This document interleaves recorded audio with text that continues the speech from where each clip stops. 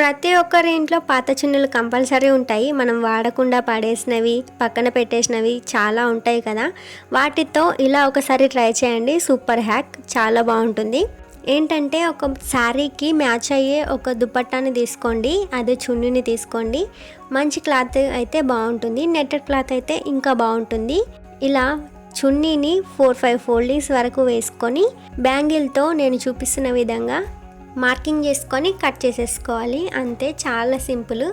ఈ విధంగా నేనైతే అన్నిటినీ కట్ చేసి పెట్టేసుకున్నాను.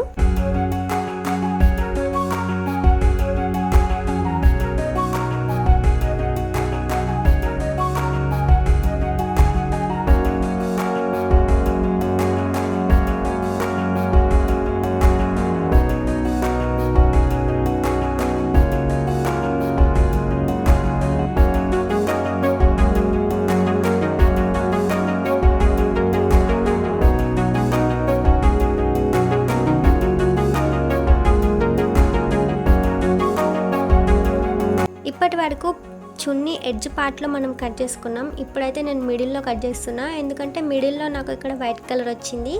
వైట్ కలర్ క్లాత్తో బాగుంటాయి కదా కుచ్చులు అనేటివి, అందుకోసం నేను వైట్ కలర్ క్లాత్ని కూడా 4-5 ఫోల్డింగ్స్ వేసుకొని మార్కింగ్ చేసుకొని కట్ చేసుకుంటున్నాను.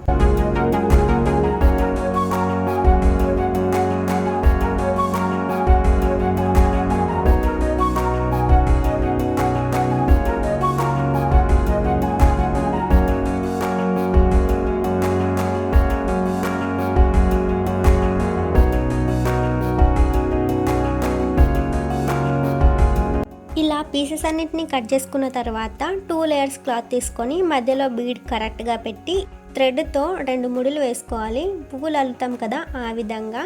నేను ఇంకా దీనికి లుక్ యాడ్ చేయడం కోసం అయితే నా దగ్గర పింక్ కలర్ క్లాత్ ఉంది. ఆ క్లాత్తో కూడా నేను ఇలా మార్కింగ్ చేసుకొని కట్ చేసుకున్నా. అండ్ ఈ పింక్ కలర్ క్లాత్ని నేను ఎందుకు తీసుకున్నా అంటే శారీ పళ్ళు పార్ట్కి ఎడ్జ్లో అటొక్క కార్నర్లో ఇటొక కార్నర్లో చూడడానికి బాగుంటాయి కదా అనేసి నేను ఈ విధంగా తీసుకున్నాను. సో ఇది మీకు ఆప్షనల్లే, మీ దగ్గర ఏదైనా క్లాత్ ఉంటే పెట్టుకోండి, లేకపోతే లేదు. నాకైతే ఇలా పెట్టుకుంటే నచ్చింది, మంచి లుక్ యాడ్ చేసినట్టు అనిపించింది. So that's why I'm adding this.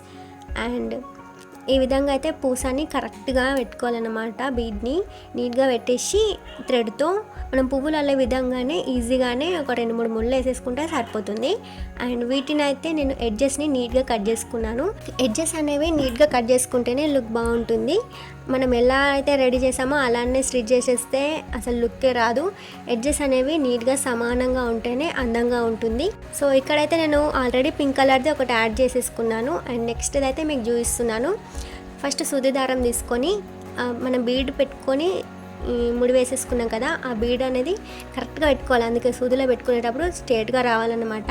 అలా సూదికి ఎక్కించుకొని అండ్ నా దగ్గర ఉన్న కొన్ని బీడ్స్ని అయితే నేను యాడ్ చేశాను. మీకు ఆప్షనల్ బీడ్స్ ఉంటే వేసుకోండి, లేకపోతే లేదు. ఇలా బీడ్స్ అన్నిటిని యాడ్ చేసుకున్న తర్వాత పళ్ళు ఎడ్జ్ పార్ట్కి ఇలా 1 ఇంచ్ 1 ఇంచ్ గ్యాప్తో నేనైతే స్టిచ్ చేసేసాను అన్నమాట. సో ఫైనల్ లుక్ అయితే ఇలా వచ్చింది. అన్నిటినీ నీట్గా 1 ఇంచ్ 1 ఇంచ్ గ్యాప్తో ఇలా అయితే స్టిచ్ చేసేసాను అన్నమాట. సో నీట్గా స్టిచ్ చేసేసుకోండి, మెల్లగా ఓపికగా చేసుకుంటేనే అవుట్పుట్ అనేది చాలా బాగుంటుంది. సో ఫైనల్ అవుట్పుట్ అయితే ఇలా వచ్చింది. చాలా అంటే చాలా బ్యూటిఫుల్గా అనిపించింది, నాకైతే చాలా నచ్చేసింది. బాగుంది కదా. అండ్ మీకు ఎలా అనిపించిందో తప్పకుండా కామెంట్ చేయండి. అండ్ ఇలాంటి మరెన్నో ఫ్యాషన్ కాంటెంట్ వీడియోస్ కోసం మన ఛానల్ని అయితే తప్పకుండా సబ్స్క్రైబ్ చేసుకోండి. Thanks for watching.